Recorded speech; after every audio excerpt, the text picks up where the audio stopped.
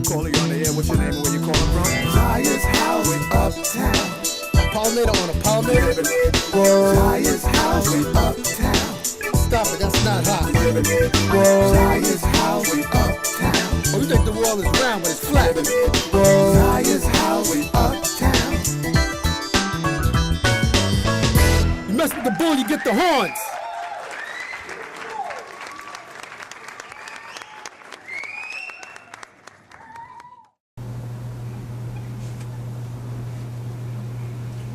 Good evening and welcome to this week's edition of Zaiyah's House. I'm your host, Zaiyah 007. This is coming to you live from Zaiyah's house, and I can prove it by the bank. This handsome young man here is Uptown. Thank you for joining us this week. This episode is going to be very interesting. We have a topic which is why is the rate of infidelity so high in the first year of marriage? And we have an article that we're going to be using also from, what's that, Women's Health Magazine? Women's Health Magazine. And the author of the article is Jennifer Benjamin. So, yeah, if you want, you can scroll through that real fast so that it will enlighten you as to what we'll be discussing this evening. Outside of that, how are you doing, young man? I'm doing good. So how was your weekend? My weekend was cool. Did the thing I'd like to do most, and that was stay home and take care of stuff. Okay. And yours? My weekend was pretty good. I kind of relaxed and did actually me and my son just hung out basically this weekend a little bit. Okay. What'd you do? I would just talk, converse, watch a couple of DVDs. He talks to you? Yes, my How son's old is he? 16. Wow, you're a lucky man. Yeah, so we conversed about some things. Talked about the birds and the bees. Oh yeah? Yeah, he has a girlfriend, so we did some discussing some matters of not making me an early grandfather. Well, if he does, you'll be happy. Well, like I said, we discussed about not making me an early grandfather. That's the craziness about it. Sometimes people get disappointed, but once that baby comes, all of that changes. Your heart just melts. Yeah, but I'm too young right now. I still got a lot of talent to do. Hey, you do town when baby step you back to Africa. Yeah, okay. Get you some cloths. Be right here on the show. Yo, one of your favorite movies, 12 Years a Slave. 7 Golden Globe nominations. Of course. You know why? Because it wasn't a Nat Turner story. As long as they beating you and you subservient. And the funny thing about it, there was one black rebellion in that whole movie. Do you remember it? I think it was Michael's something. The guy that played in the wire in the beginning. Yeah. How long did that rebellion last? 8 seconds. Not even that long. It lasted longer for him to turn around and get stabbed. Yes, indeed. So of course it's gonna win. It's gonna win Oscars. He's gonna be the best thing since sliced bread. Golden Globes. I don't know who's gonna win the Golden Globe though. So we'll see what happens. Hey. I actually don't. I think that probably. Hey. I don't think so. As long as we playing slaves, pimps, maids, and butlers, we gonna get Denzel Washington. Should have got the Academy Award for X, right? Right. What did he get it for? Training Day. And what was that? Cop movie. A drug addict cop. Right. Of course, as long as we playing stuff like that, or singers and dancers, they're gonna win. But you try to be rebellious. X was rebellious. You don't get anything like that. But that's what's going on with current events. And tell me the main topic before we take a quick break. Main topic is why is the rate of infidelity so high in the first year of marriage? And basically, the synopsis is: I thought I'd gotten the other woman out of my system, but after a year-long engagement and then a year of marriage, I was cheating again. To hear John, 28, a pharmaceutical rep from New Jersey, talk about straying so soon after tying the knot, you might assume he's a heartless, hormone-fueled aberration. In reality, he's just part of a growing trend. Newlyweds who cheat. And I don't think that's a growing trend, but we'll get into that when we... Yeah, because there's so many different aspects of why that happens. But it's just like anything else. It's like anything. It's just like bestiality, homosexuality, anything. It's been around since the beginning of time. Exactly. We always want to act like something is new. On that note, we're going to take a quick break, come back, sports and the main topic. Don't go nowhere, y'all. See you in a sec.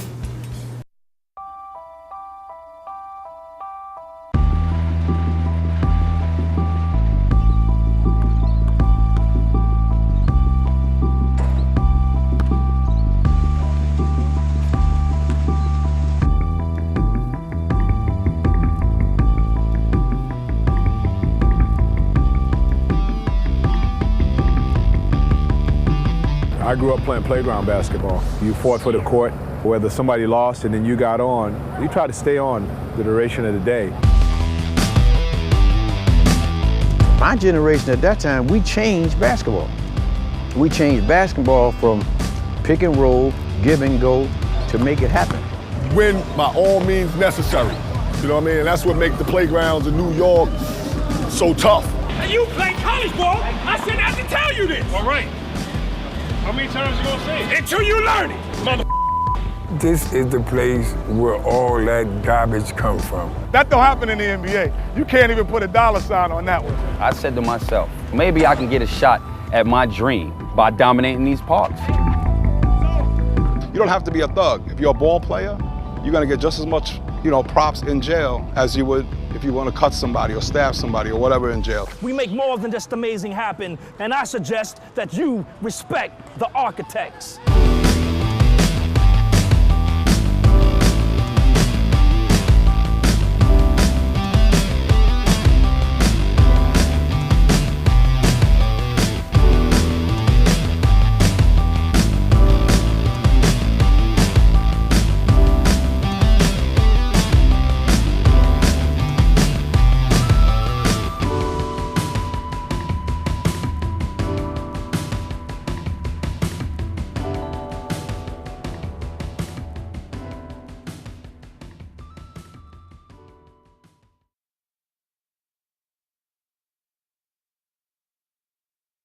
But Zaiyah, let's get to the main topic. Okay, the main topic being, why is the rate of infidelity so high in the first year of marriage?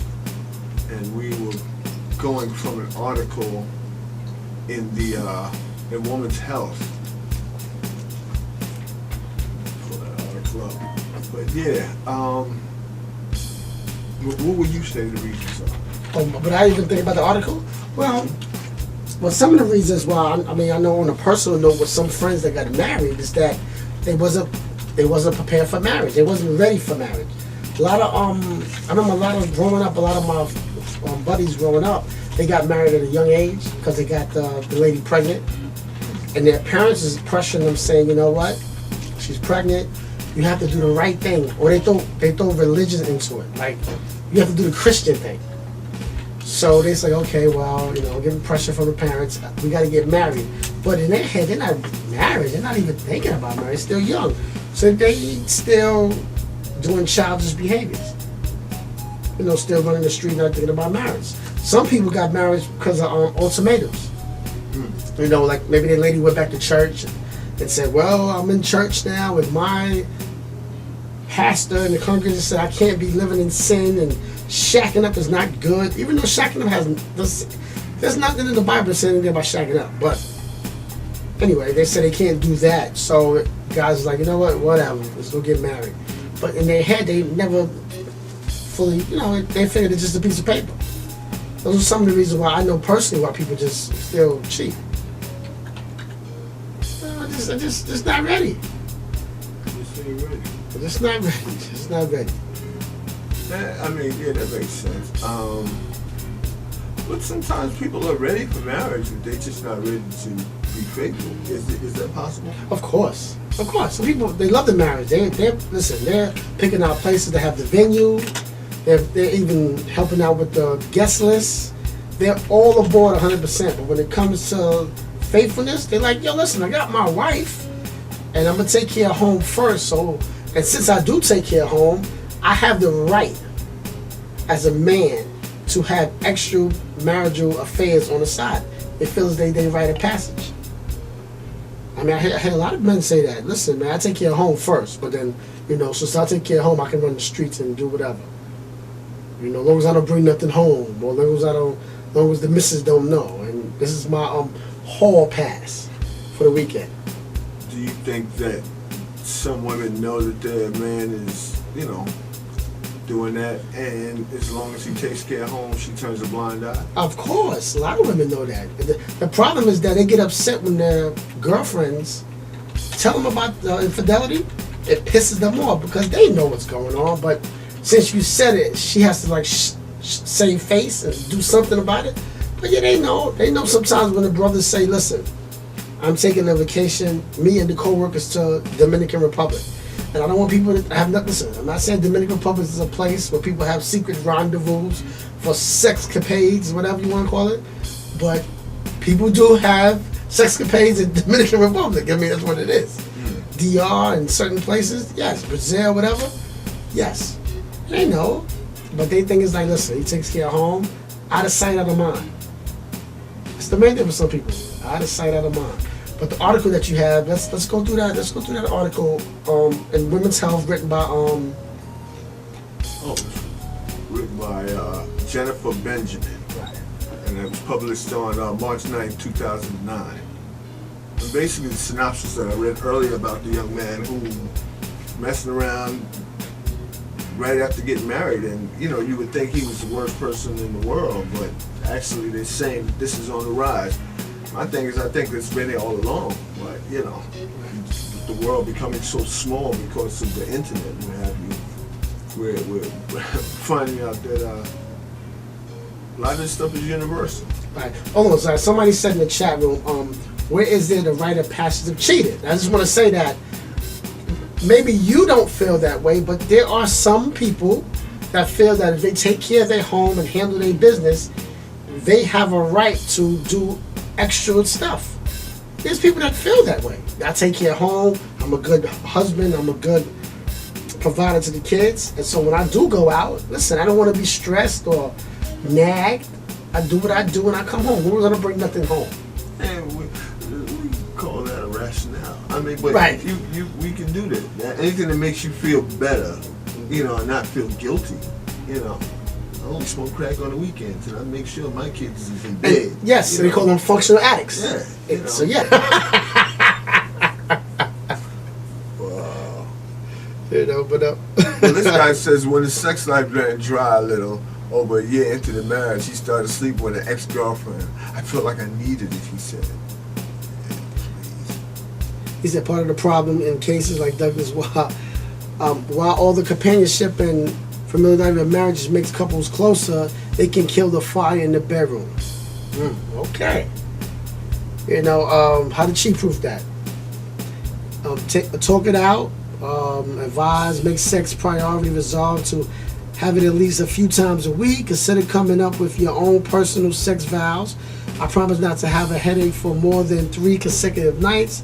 I promise to be open to trying new things in the bed and so on. Like I said, open it up and do different things. Okay, not just break it up, do something different. And men love role play. So how important do you think anal is in a relationship? It depends on both parties. I mean, that's, some men like anal, some women like anal, some vice versa. Some men don't like anal. I heard a lot of brothers say that. Oh, I know. Disgusting. Disgusting. So it's not important to that guy if he doesn't like anal. But if his lady like anal, then they're gonna have to discuss what can they do to come to a mutual agreement about that. Well, I guess he could do anal on the alternate. No, I know. Outsource the anal, right? I know, Zaiyah, but no. But it's as a desire. There's ways to do that too.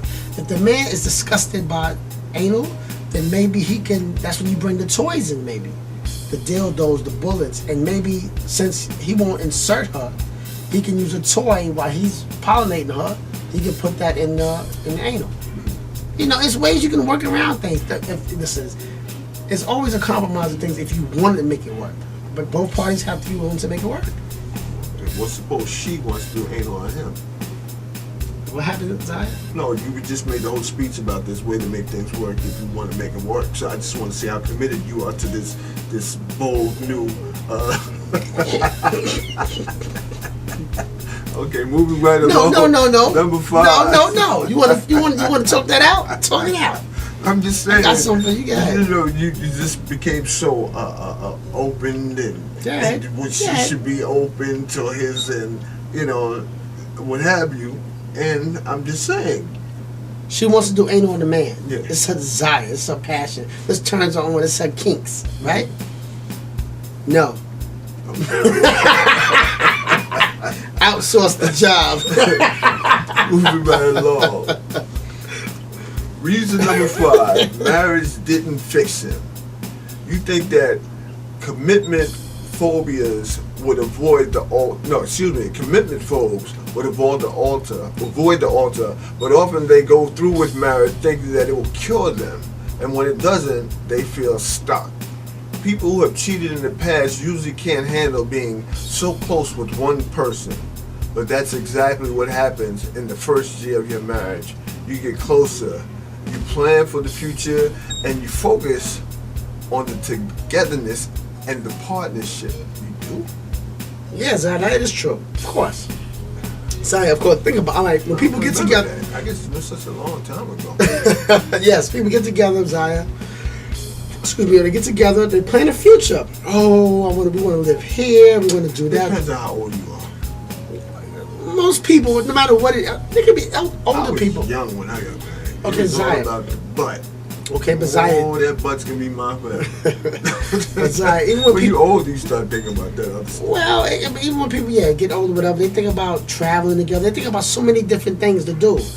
But what happens sometimes with that is that when they think about it, and then then they come there, it's like, wow, I'm so used to doing my own personal thing that this is too much commitment for me.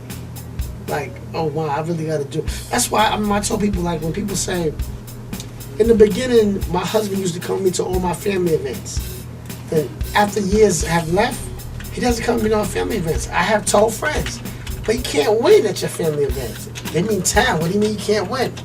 Can he get 4 or 5 joints? Can he go to your family event and dance with 3 other women and grind on them and gyrate and smit in the corner?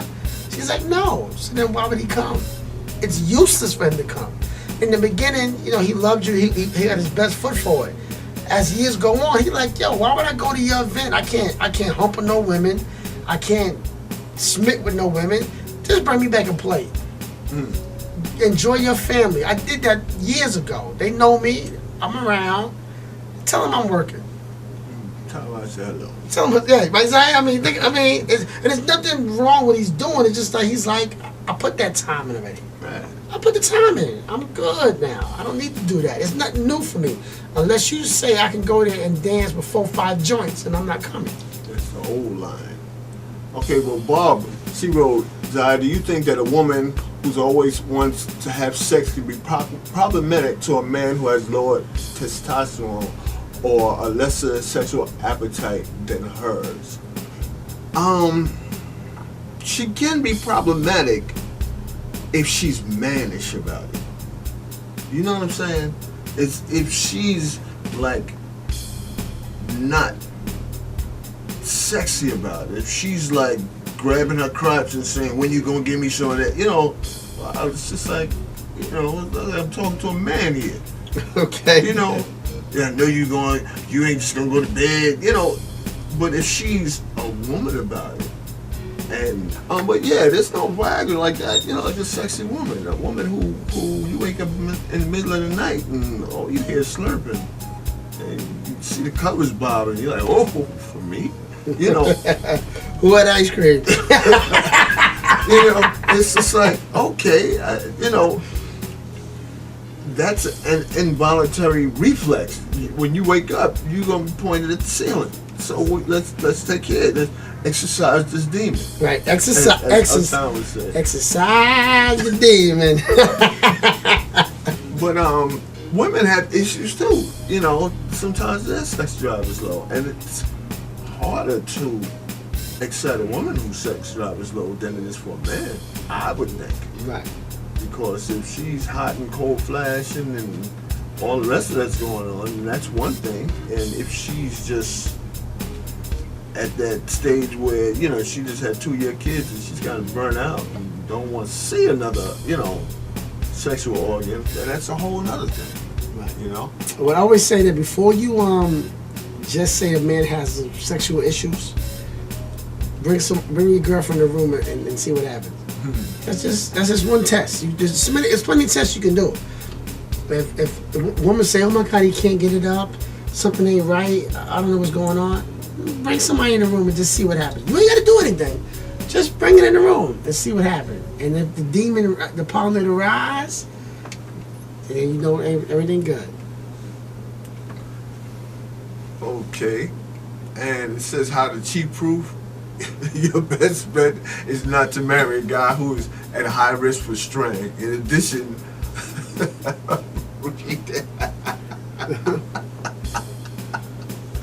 no, I'm reading in the chat. What you wrote? If sex is your God, then marriage is just a must.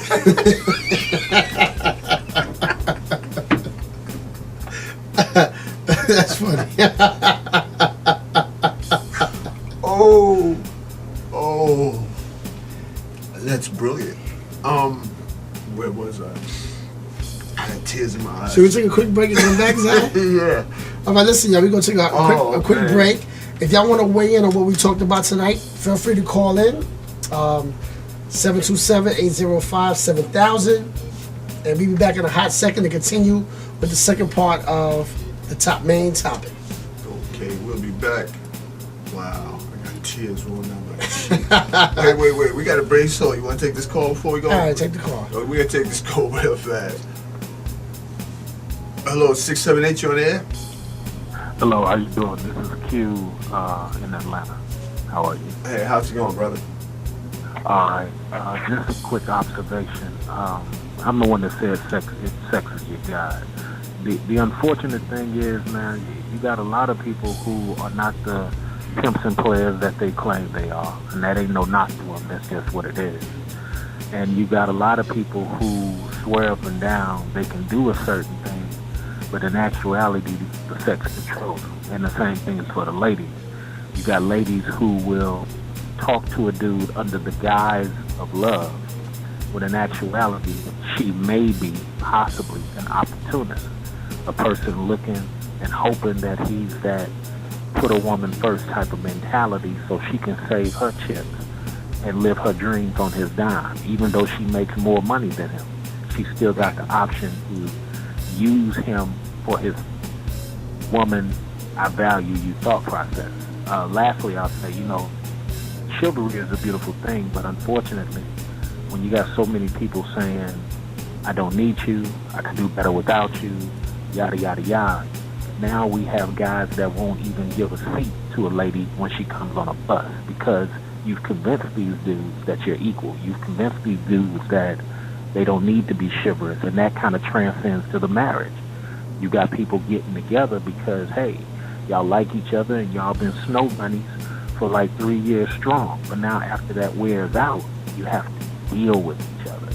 And it's a totally different thought process. Right. Let me ask you something, brother. Do you think that's an ethnic thing? Is that more in the African American community or Hispanic? Like what? First, I'll give you this quick disclaimer. I was a counselor for 5 years, and I lived abroad in my early 20s. So I'm going to say it is an American black thing because you don't find it in a black French culture. You don't find it in so much of a black English culture as much. And I wrap it up by saying this, is that those cultures are family first mentality. When you look at other cultures, they're not as concerned about money. They're not as concerned. You go to Europe, you'll see a nice car with a basic house. Or you'll see an elaborate house with a basic car. Here in America, we strive for appearances, and it's to our detriment. A greater answer to your question is, look at how black media portrays black males. Very negative. Very, very negative. I often say to people, when you look at female reality shows, you won't find one rap video more violent than a female reality show. But that's where our mindset is now. We're not family anymore. We're on this whole gossip. I even predict to somebody 30 years from now, most of the black males will be gay. because it's just too feministic. And I'm not knocking females. This ain't a bashing thing. This is just how the numbers are looking. You know what I'm saying? So, yeah, we're not family based. You know, it's funny that you say that because I was talking to somebody and we had a conversation a little while back, and I was telling them that if I was going into battle, I wouldn't take Neo and Chris Brown and none of these guys. I would take like Remy Martin and MC Lyte and Queen Latifah. They seem like they would back me up way better than a lot of these guys that are out here. Well, yeah. I mean, you got Lil Wayne kissing Birdman, and you got the other males accepting it as that's his daddy. Now, again, I'm not knocking. This ain't. I didn't say it's a comic relief. I'm one of them people. I try to help the conversation. I ain't trying to be right. You know what I'm saying? It's sad because if I'm wrong, where's the evidence that I'm wrong? You feel me? Right. It used to be a time in hip hop you wouldn't allow a cat to even do nothing close to that. You see what I'm saying? You ran the dude who made the song "I Wish I Was a Little Bit Taller" out from hip hop because he sounds too much feminine. Now you got Drake, and it's okay. So I'm not knocking any of it. I'm just saying that where's the difference? If I'm wrong, where's the difference? I made the point on another show, and I'm not trying to belabor, just trying to give you a bunch of information. I made the point on another show. I said, Black Enterprise Magazine put out a beautiful quote. It said that 83% of all black males who make over 100,000 are married to black females. But then you'll get our black media puts out negative about black males, and then you'll ask them, where'd you get that evidence? Oh, well, it's everywhere. Where did it come from? Or you'll go to any team. Next time you guys got a team in your area, go to the little family day. Most black males on any team, football, baseball, basketball, are married to black women. You won't see a bunch of brothers married to white girls. So where does this information come from? And anytime you try to say something positive about brothers, there'll always be somebody to jump out there and say, well, no, da-da-da-da-da. It's like, come on. So, yeah, we're getting to that point, unfortunately, and it's going to take the laws to change. I mean, and I'm going to bow out by saying this.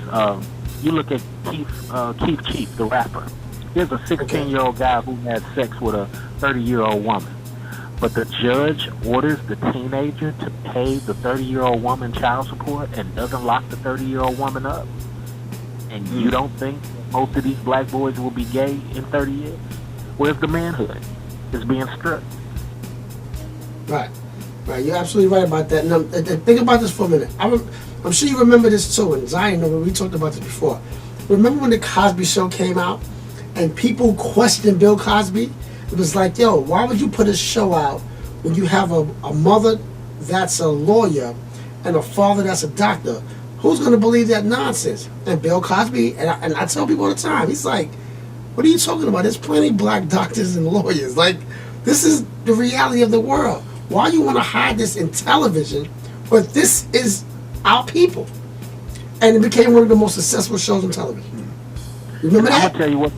Yeah, and I'm going to tell you what's worse on that. Remember when he tried to buy NBC, how all the white folks got together? Oh, no, we got to stop this. Ooh. Oh, yes. Yes, you're absolutely right. But that's the power of sticking together. That's why I say on other shows, when people talk about our black community, stick together. Would you imagine if, just like you guys have this show, if 10 males got together and created online webisodes and webinars for other young black men seeking answers? Would you imagine ramifications of that? I couldn't imagine. I mean, like, what you're saying, it hits the nail. Me and Zaiyah talk about this all the time. Like, people don't know how deep this is, right? If you ask, when we talk about it, you ask Asians, what the most successful black man on television and reality show, people don't know about this. Flavor Flav. He had successful shows. So he is the ideal African American male for us, which is a farce. But to the media eyes and television, he actually catapulted this reality television. Remember, Zaiyah, we talked about, and he's. But to combat that, like I went to Japan about a year ago, and to combat that, what Obama has done, take that back. What Obama's family has done for people outside of America is amazing. For the first time, I saw Japan, because they always trying to do caricatures of people. It wasn't the big lips. It wasn't none of that. It was just a straight thing trying to look like Michelle and Obama. You know the Japanese word for a black, it means ghost. So for the longest time, Japanese people didn't even know how to address us. You feel me? So now you got people in Thailand and all this believing that everybody ain't Little John. Right. And that's amazing. But I'm proud of the sisters. I want to say this about the sisters. I'm very proud of the sisters because sisters, when they make it, they take care of their younger sisters. Have you ever wondered why in some single mother household, the daughter will do well, but the son will fail? Isn't that amazing? Right. And it's not brother. This is the Zaiyah's house show. It's everybody's show. So elaborate. Go ahead, speak. Yeah. So it's not to knock sisters down. I'm proud. I work in medical. I'm probably one of a few brothers in this joint. And I tell people all the time, women take care of women. When women hire, they're trying to hire somebody that not only they can work with, but they can talk about scandal with. Guys don't do that. Guys don't do that. We brothers, we see jealousy. I got mine, he need to get his. And that type of mentality don't help us because every other group is taking care of their own. Irish take care of their own. If you guys could see how Indian people take care of their own, I speak a little Gujarati, which is one of the dialects. And when I tell you, they remind me of the 1970 black people. Don't worry, just come, I'll get you an interview. Huh? Oh, yeah. Oh, yeah, definitely. I mean, but that's even being in New York City and you go in most stores where Hispanic people are, and you walk in there as a black person, and if a Hispanic person walks in behind you, they will then step on your neck to take care of that person before they take care of you. It's almost like an unwritten rule, like we're going to take care of our own, Right. But if you walk into a black store, a black person will damn near step on your neck to take care of somebody of another culture and treat you with disdain. His own people. It's kind of crazy. That's why we got to get back to creating. We got to get back to owning these stores. We got to get back to, too many times we as B folks, we try to get this grand scheme. You know what I'm saying? But in actuality, all you got to do is go put up a Chick-fil-A at a spot that ain't got one.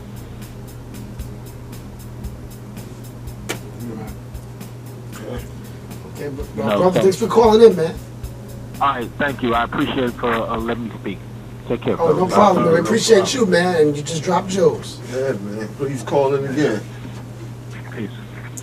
Definitely. All right, peace.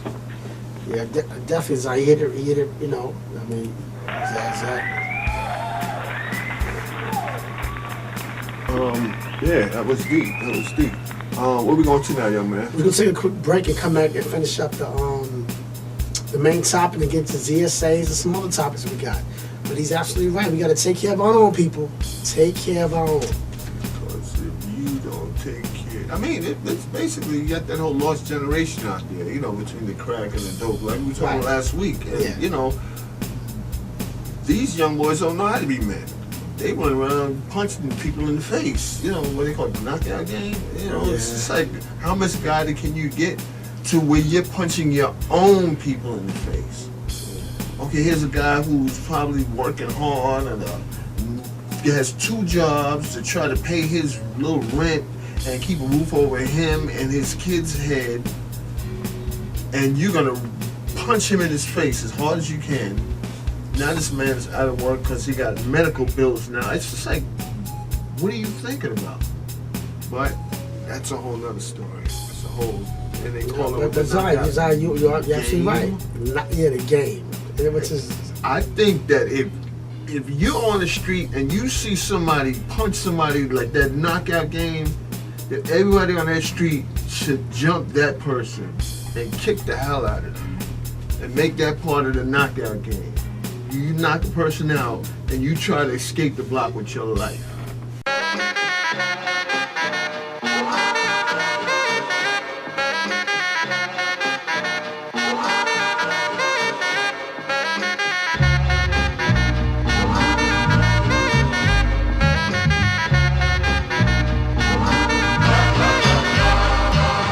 For Harvard to be the #1 African-American studies program on the planet is kind of unreal. And when we started the Hip Hop Archive, we decided to have 2 hip hop fellows. And Patrick, AKA Ninth Wonder, is one of those fellows. I honestly think he believed he would be a teacher more so than he would be a producer. Nobody from hip hop is supposed to go to Harvard without a degree. What is a standard classic hip hop album? Because we are going to decide that list. Because as you know, when something comes from here, everybody follows. He has the love for it. He has the drive for it. It's always been in him. He's a genius behind it. You know, it's only right. The day I found that, I had to summon every presentation I've ever done in my life to get ready for this one. This is the presentation of all presentations. Through hip hop, producers, DJs, and rappers use records from the 70s to create new sounds and to build the most unconventional bridge to our past. These are the breaks. Sampling in and of itself is an art form, just to find sounds and make a complete collage out of what someone else did. I think it had to grow and expand and to get bigger and bigger and mature at the same time and have a global presence, not only from a cultural side, but also from a financial side. The way that they will take a snippet and embed it in a new composition, it's a miracle. But so does literature. It's repetition with a difference. What hip hop studies shows is that working class kids coming out of abject poverty, are thinking critically about the world that they live in. Just to say that I'm leaving Duke, one Duke class, and getting on the plane and going to my Harvard class is unbelievable for me to say. But I don't think I was all the way ready for the work that came with it. We wanted the music to just bang out.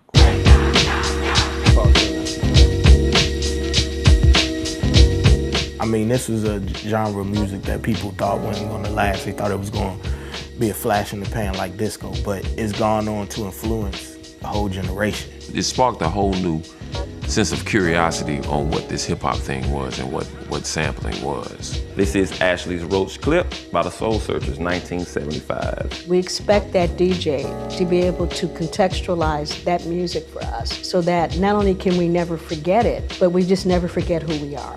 We take something that may be scraps and turn them into jewels. Well, hip-hop studies is going to go a lot further than where it is now because the end of it's not even 50 years old. It's still a young genre. As a culture, cultures grow and grow and grow to where hundreds of years from now it's going to be even bigger than where it is now. To have it at every institution where a kid can go in and learn about the cultural history of it. Not how to get a deal, not how to make beats or anything, just to learn how it impacts them and how it can impact the future.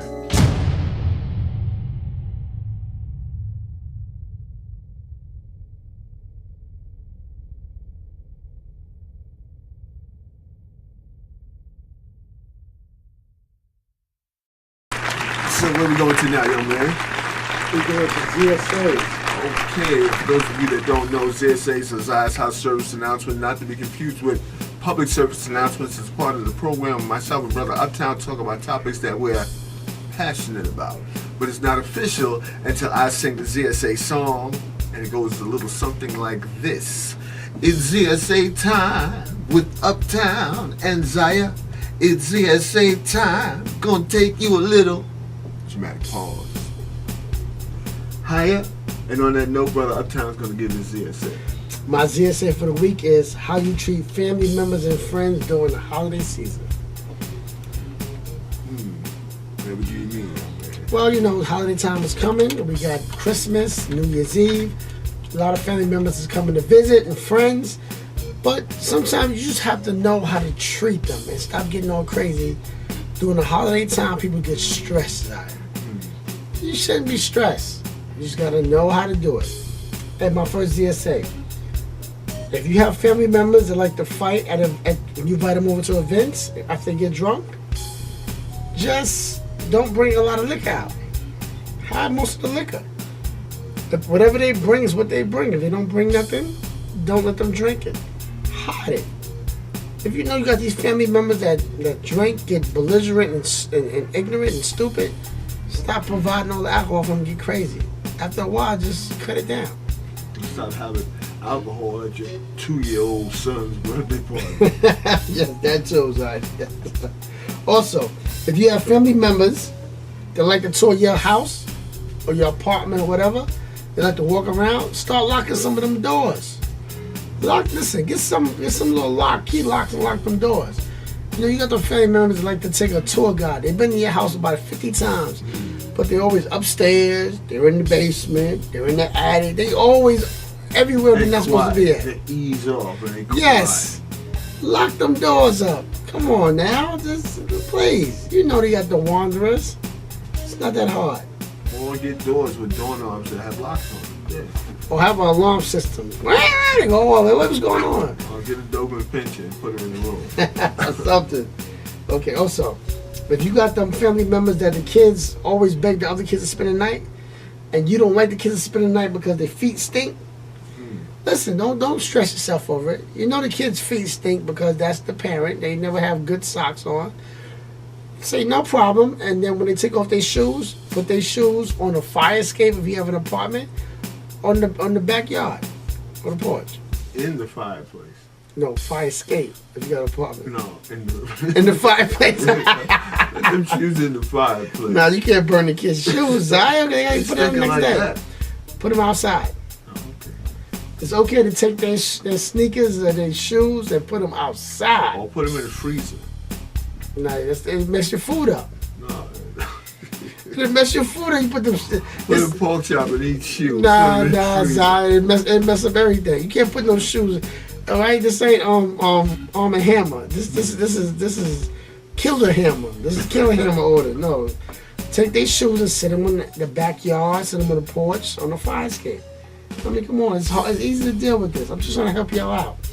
Also, if you got kids that spend the night, of course, and they have bad odor, and they make them take a bath. It's okay to say, listen, I got y'all clean towels and washcloth, and everybody takes a bath before going to bed. Don't let them lay their funky behind in them sheets in your bed, in your guest rooms. I mean, come on, you know these kids don't bathe, they stink. They smell like wet dog. So make sure they bathe. Give them something to bathe with. And say, okay, put this on, put this outfit on, and then get in your bed. Don't let funky kids get in your bed. You know, some people don't have a shame for their kids. They just stink. The parents look nice, but they just stink. Don't do it. That's how you deal with people on how to treat family members and friends during the holiday times. Okay. Also, if you got family and friends that come over, and you know they greedy and they build mountains. Some family members build mountains, Zaiyah. You wanna know what I mean by mountains? Whatever do I mean. They come in there and you say, oh, auntie or cousin, Uncle Junebug, Pookie, go make your own plate. But they build mountains. They build volcanoes. Listen, if you know you got family members that you got other people coming over for the event, and they done built a mountain, and they come out the kitchen and shake it. Make their plates. Don't let them make plates. Don't let the greedy people make plates, because they will build mountains. They act like this is the Last Supper. Well, you should always have a designated plate maker. You know, that person comes out, somebody comes in, hey, you want a plate? You know, and let them make a plate. Yeah, never let people make their own plates. Some people do, Zaiyah. They got a baggie in their pocket or something like that. Yeah, listen, make their own plates for them. Don't let them greedy people make their plates. They go crazy. And also, last but not least, if you want everybody to come together, say a prayer, and everybody eat dinner at 6 or whatever, don't tell people the event's at 5. Tell them the event's at 2 p.m. And then you know how it is. They get there about 4:30. Over here, 4:30, I'm hungry. We're not eating till 6. Why you didn't? Nah, you late. If I tell them 3 hours in advance when it starts. They're gonna get there 3 hours late, and now you have everything on time. And that's my Z.S.A. from me to you on how to treat family members and friends during the holiday time. Thank you very much, man. It's very informative as always.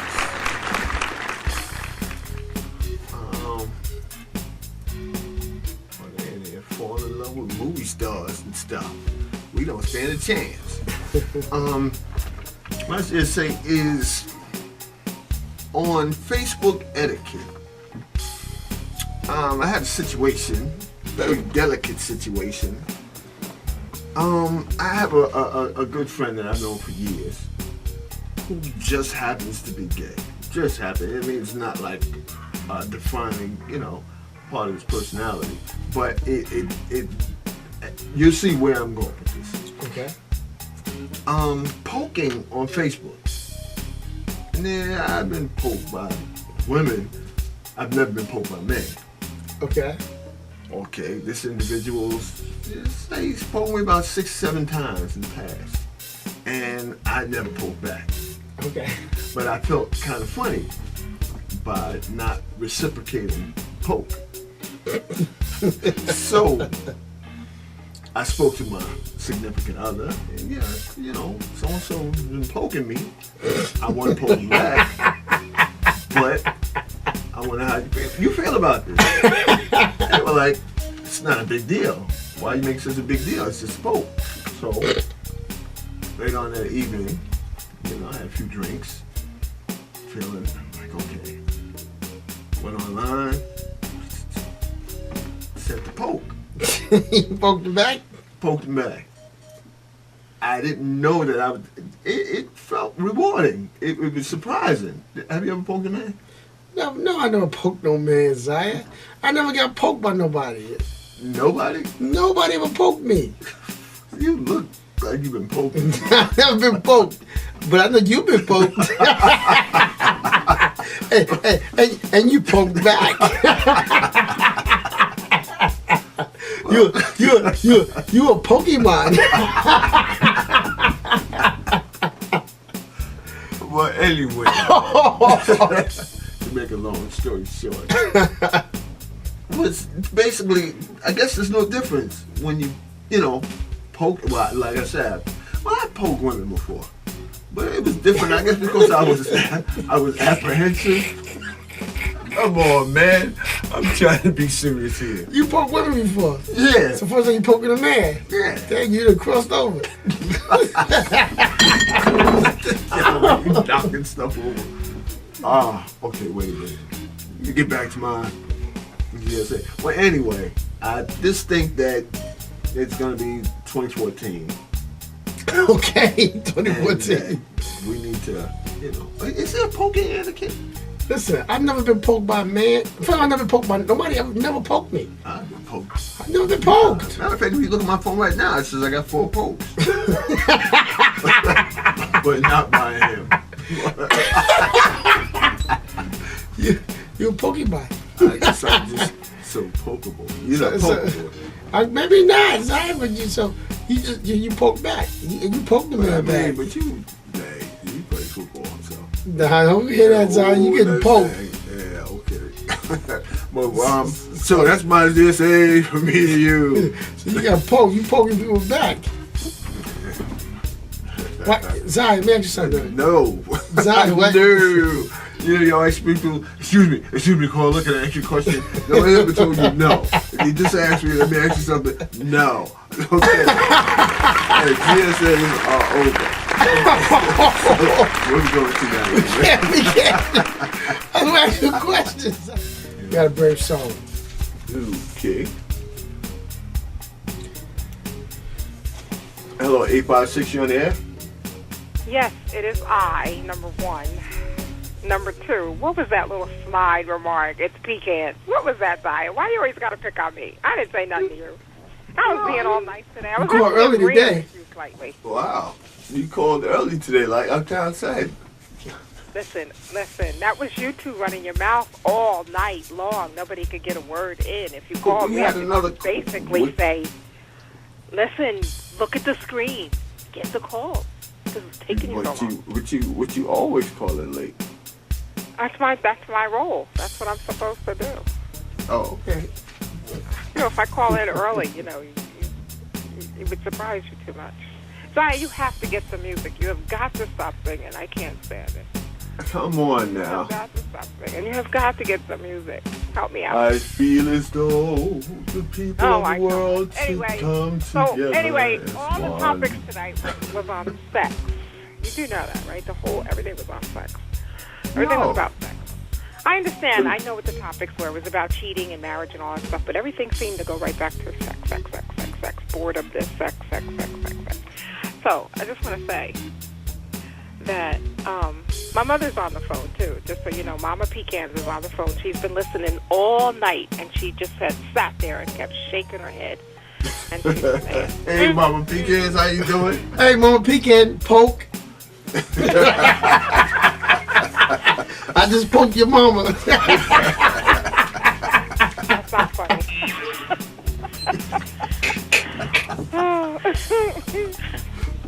Oh, anyway, she just was saying how sad it was that, you know, how this was turning out. She was like, Sad situation. She was surprised that you said that the first year of marriage they cheat. But again, you don't believe that? No. Well, we gave some, listen, we just gave some scenarios of why. We're not saying everybody cheats in the first year, but we just gave you different scenarios. Like, you know, like people that, listen, everybody don't just want to get married. People, like I just said, people get pregnant and the parents force them, like, do the right thing, get married. Things happen. That's normal. But that doesn't mean they cheat their first year. And, the rate of divorce is like crazy.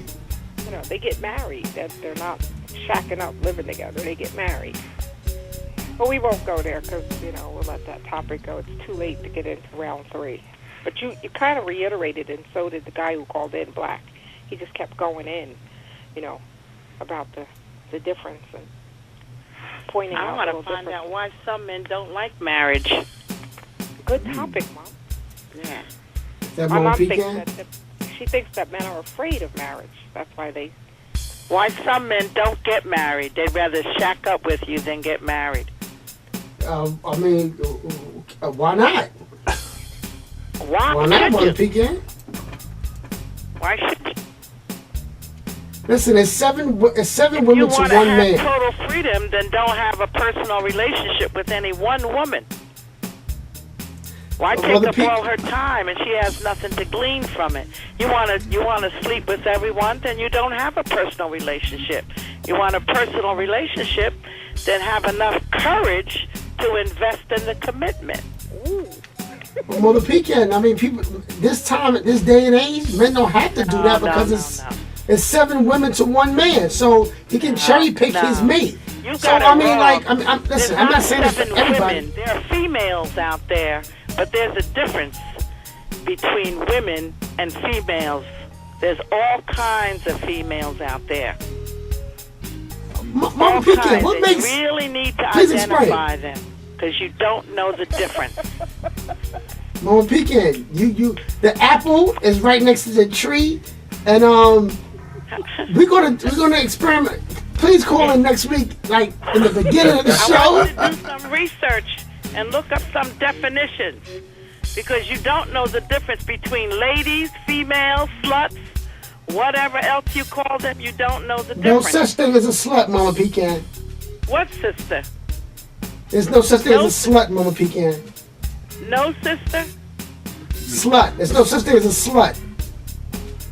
Well, I hope not. But there is none. To deal with why, what is the problem with men and marriage and commitment? What is the problem? What's the problem with commitment? There's no problem. When you go buy a car, you commit to the bank that you're going to pay for that car. You commit to everything in life, but people don't want to commit to another human being. What is the problem? Well, Pecan, what's the benefit? Commit to the mortgage company. Mom, we got to hang up. The time's over. Yeah, you got to hang up. What's the benefit? But, we got to go. On that note, We got to go. You got to call it next week, but you got to call it early. Oh, God. All right, we'll talk to you next week. Okay, good night. Okay, everybody, good night. Thank you for joining us, and we will catch you all next week. And on that note, I'm going to say boo-doo to you and yours, and peace. We out.